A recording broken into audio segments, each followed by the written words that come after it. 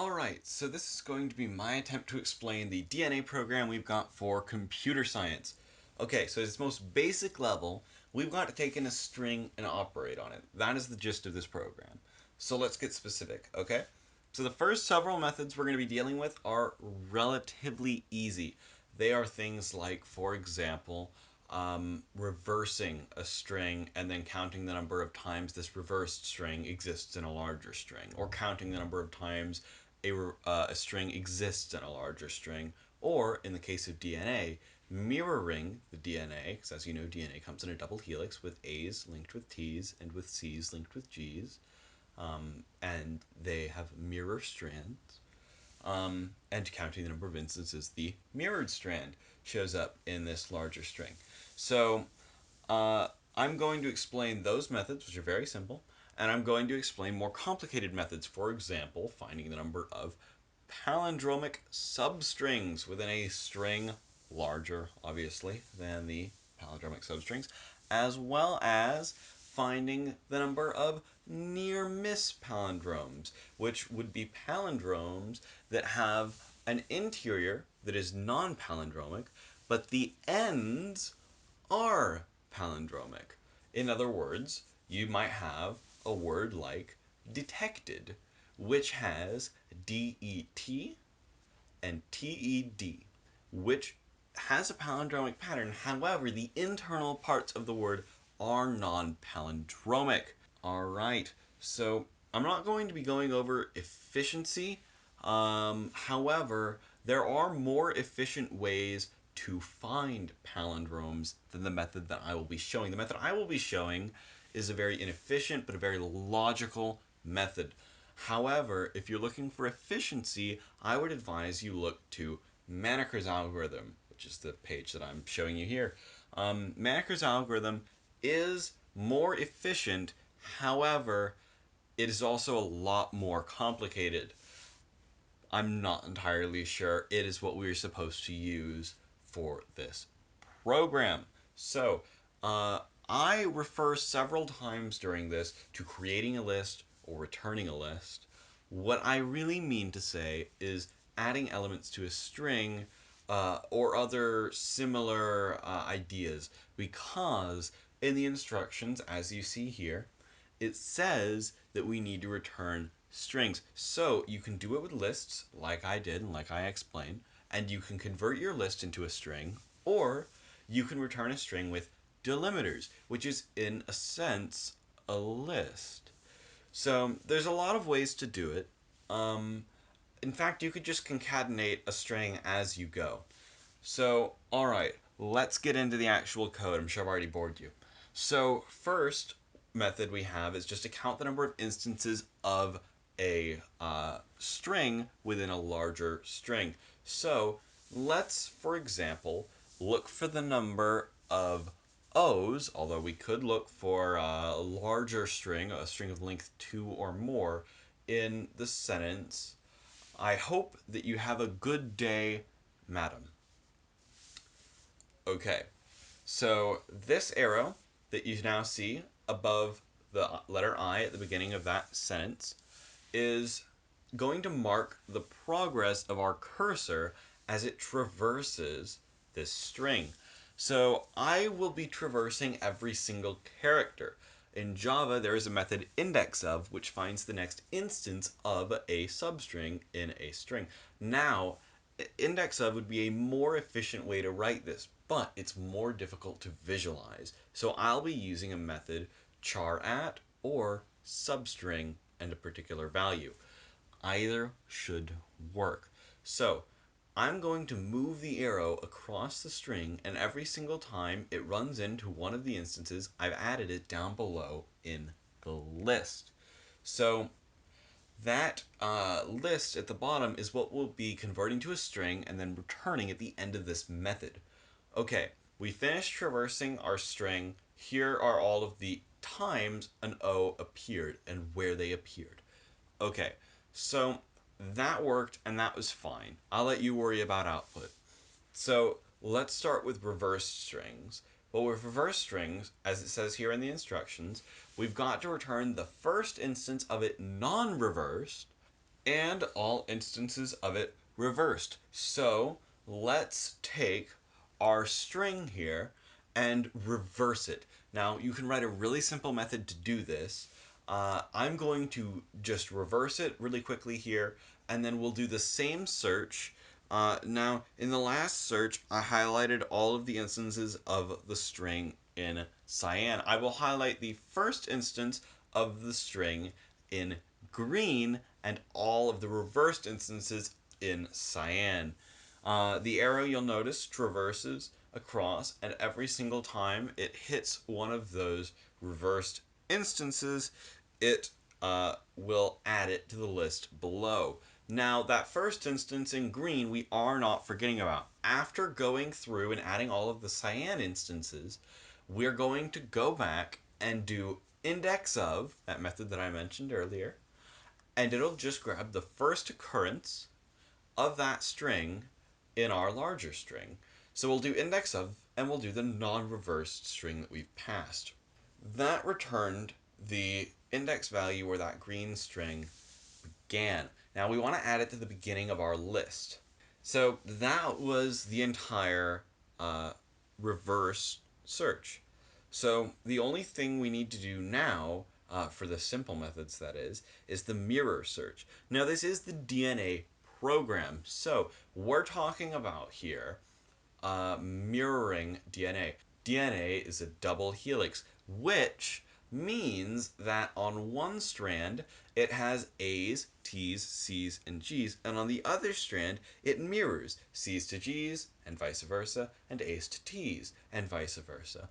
It's the simple method by which DNA is constructed. Now, looking at that strand of DNA, we can mirror it to get the opposite strand. So that is what this mirror method will do, and that's what this mirror search will do. So let's mirror this string, and here I have a string of DNA up there.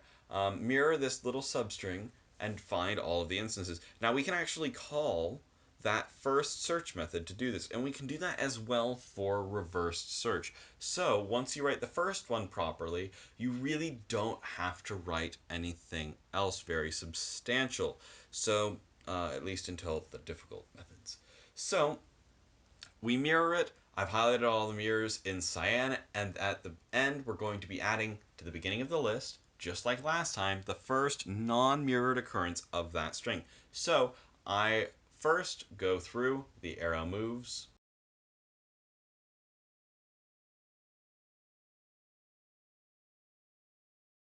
and then I add at the end this first occurrence of that substring. Okay, so that was the mirror search, the search, and the repeat search. The simple methods out of the way. Sorry it took so long. Alright, so now onto palindromes. Palindromes. With palindromes, a palindrome is a string that has symmetry. It has the first letters are symmetrical and opposite to the last letters. So for example, if we look at the string race car, the whole string is symmetrical about the E because it's RACECAR. There are sentences, phrases that are palindromic in nature. So what we need to do for palindromes is not determine whether or not something is a palindrome. No, no, no, that's far too easy. What we need to do is we need to locate and output all of the substring palindromes present within this larger string. Now, again, it could be DNA, but in this case, we'll use an English example. Hello, my name is Adam. So, we've got our string, and we're going to look for palindromes. I have highlighted the palindromes cyan to make them more readable. So, I'm first going to run these two arrows, one of which I've colored magenta and the other of which I've colored yellow for simplicity's sake, across the string. Now I'm going to start the magenta arrow at the first character, hello, so H. And I'm going to start the yellow arrow at the last character, the M. So I move the yellow arrow back towards the magenta arrow the entire time. So every every loop I will check the next letter back. Whenever the yellow arrow reaches the magenta arrow, I will have found all of the palindromes between the two arrows. So what I need to do is I need to move the yellow arrow back to the end, and I need to move the magenta arrow forward one letter. I do this until the magenta arrow is at the end of the string. This way, the yellow arrow and the magenta arrow have virtually no distance between them. Therefore, all of the palindromes have been found. Excellent. So, that was palindromes, and I know it was a little complicated. Feel free to go back and watch some of that and leave comments if you're confused. I'll do my best to reply to as many as possible. And you can check the pseudocode in the description. Apologize now, it's messy. So, let's do a similar thing with the near miss palindromes. I've already explained what they are. So what we need to do is we need to loop through, but instead of seeing if the word's a palindrome, we need to take the word and we need to assume that it is a palindrome. So let's say that it is a palindrome. The string is symmetrical, that's by definition. So we'll check the outer letter on each side, and we'll keep moving inwards until we've checked enough outer letters to say, yes, it is palindromic enough.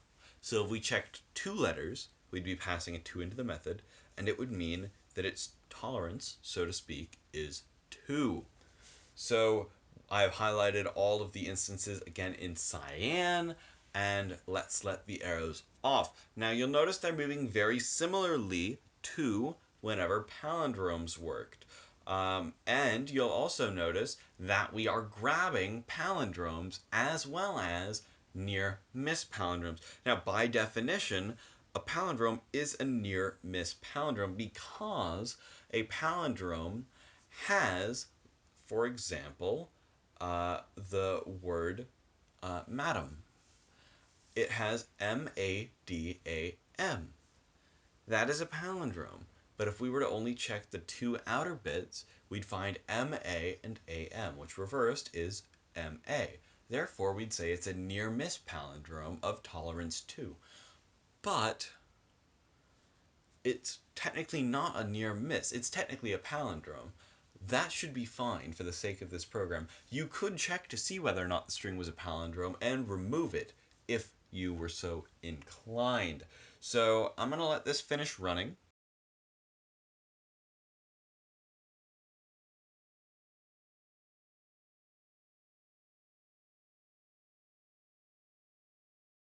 Okay, so I hope now that you got to see this, you have a better understanding of the code that you need to write. So that more or less sums up the program. However, I'd just like to say a few more things.